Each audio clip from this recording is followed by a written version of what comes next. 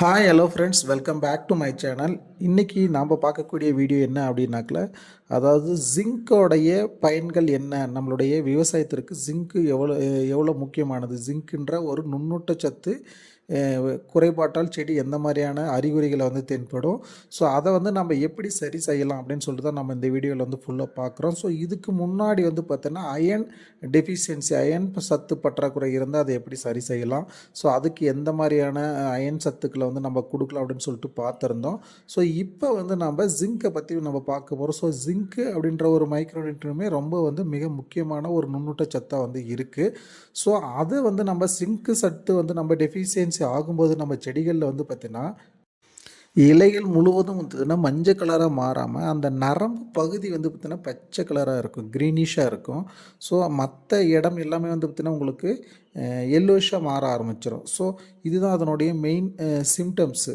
So இது வந்து மெயினாக வந்து இந்த புதுசாக வரக்கூடிய இலைகளில் வந்து பார்த்திங்கன்னா இதனுடைய சிம்டம்ஸ், துளிர் இலைகளில் இதனுடைய அறிகுறிகள் வந்து தென்படும். ஸோ ஜிங்க் டெஃபிஷியன்சி இருந்தாக்கில் அந்த செடி வந்து வளராமல் ஒரு ஸ்டண்டட் க்ரோத், அது வளர்ச்சி இல்லாமல் செடி அப்படியே நிற்கும். அந்த இலையுமே வந்து பார்த்திங்கன்னா ஒரு மால் ஃபார்ம்டு ஷேப்பாக இருக்கும், ஒரு ஷேப் இல்லாமல் ஒரு இலையாக வந்து பார்த்திங்கன்னா இருக்கும். ஸோ என்ன காரணம் அப்படின்னாக்கில் இந்த பச்சையத்தை வந்து பார்த்திங்கன்னா ப்ரொடக்ஷன் பண்ண முடியாத ஒரு சூழ்நிலையினால அந்த செடி வளர்ச்சி வந்து வராது. ஸோ அதே மாதிரி வந்து பார்த்திங்கன்னா அந்த புரோட்டீனு, ஸோ ஸ்டார்ச் இந்த மாதிரி வந்து உற்பத்தி பண்ண முடியாத அந்த ஸ்டார்ச் புரோட்டீனை வந்து உற்பத்தி பண்ணாலும் செடிக்கு எடுத்து கொடுக்க முடியாத ஒரு சூழ்நிலையில் அந்த செடி வந்து இருக்கும். ஸோ இதனால தான் அந்த செடி வந்து பார்த்திங்கன்னா சிவியராக வந்து பாதிக்கப்படும்.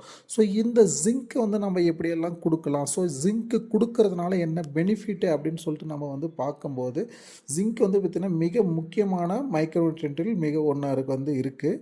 ஸோ இந்த மாதிரி இருக்கக்கூடிய பிளான்ட்டுக்கு வந்து நம்ம ஜிங்க் கொடுக்கும்போது என்ன பண்ணும் அப்படின்னாக்கல, அந்த டிஷ்யூஸை வந்து பார்த்திங்கன்னா ஸ்ட்ராங் பண்ணும். ஸோ அப்போ என்ன பண்ணும், அந்த பிளான்ட் வந்து பார்த்திங்கன்னா நியூட்ரிஷனை எடுக்கக்கூடிய கெப்பாசிட்டி வந்துடும், அப்சார்ப்ஷன் நியூட்ரிஷனை வந்து பெட்டராக எடுக்கக்கூடிய கெப்பாசிட்டி வந்துடும். ஸோ அதே மாதிரி அந்த லீஃபினுடைய க்ரீனிஷ் குளோரோஃபில் கண்டென்ட் வந்து அதிகமாயிரும்.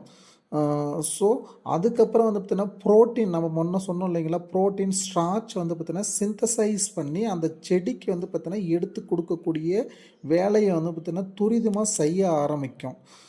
ஸோ இந்த ஜிங்க் வந்து நம்ம தொடர்ந்து கொடுக்குறம்போது அந்த செடிக்கு ஒரு ஹியூமினிட்டி பூஸ்டரை வந்து கொடுக்க ஆரம்பிக்கும். ஸோ அந்த பிளான்ட் வந்து பார்த்திங்கன்னா ஒரு விக்ரஸாகவும் ஒரு ரெசிஸ்டண்ட்டாகவும் செடியை வந்து பார்த்திங்கன்னா நோய் எதிர்ப்பு சக்தியோடு வளர ஆரம்பிக்கும். ஸோ நாம் இந்த ஜிங்க்கை வந்து பார்த்திங்கன்னா ஒரு ஃபங்கிசைடாக கூட யூஸ் பண்ணலாம். ஸோ இந்த ஜிங்க் வந்து நம்ம கொடுக்குறம்போது ஸோ ஃபங்கல் ரிலேட்டடான டிசீஸ் இருந்தாலும் க்யூர் ஆகும். ஸோ இது வந்து எல்லா கிராப்புக்குமே வந்து நீங்கள் வந்து கொடுக்கலாம்.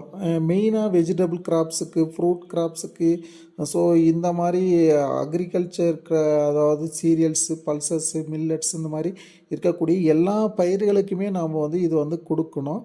ஸோ எல்லா பயிர்கள்லையுமே வந்து இந்த ஜிங்க் டெஃபிஷியன்சி அப்படின்றது வந்து காமனாக இருக்கும்.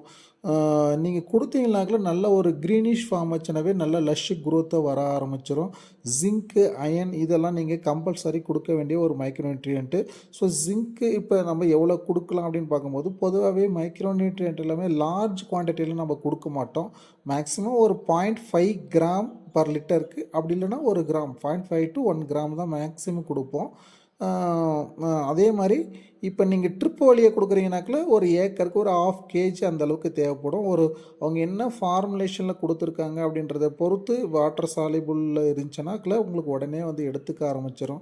ஸோ அதை வந்து பார்த்திங்கன்னா ஒரு 1/2 kg அளவுக்கு தான் உங்களுக்கு ட்ரிப்பில் வந்து தேவைப்படும். ஸோ பயிர்களுக்கு ஏற்ற மாதிரி நீங்கள் வந்து அதை அவங்க அக்ரிகல்ச்சர் ஸ்டாஃப்கிட்ட அனலைஸ் பண்ணிவிட்டு நீங்கள் கொடுங்க. ஒரு நல்ல ஒரு பெட்டர் ஈல்டை வந்து நம்ம எடுக்க முடியும். Thank you friends.